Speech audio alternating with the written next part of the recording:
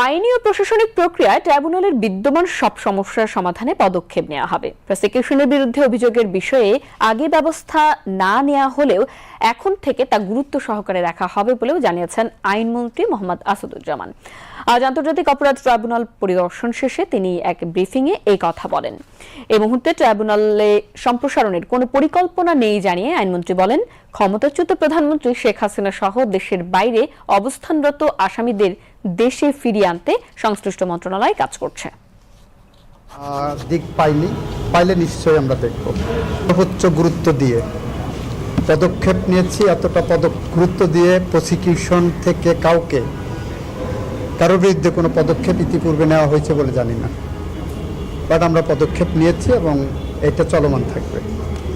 অপরাধ যদি হয়ে থাকে সেই অপরাধের বিচারের জন্য মামলার সংখ্যা বাড়া, সেটা আমাদের কাছে অ্যাংজাইটির বিষয় না। অপরাধের তো বিচার হতে হবে, তাই না? আমাদের কাছে অ্যাংজাইটির বিষয় ন্যায় বিচার হচ্ছে কিনা, সেটা আমাদের কাছে চ্যালেঞ্জের বিষয়। আমরা সেই ন্যায় বিচার নিশ্চিত করতে যেটা করা সেটা করব। Mob is not systematic or wide spread.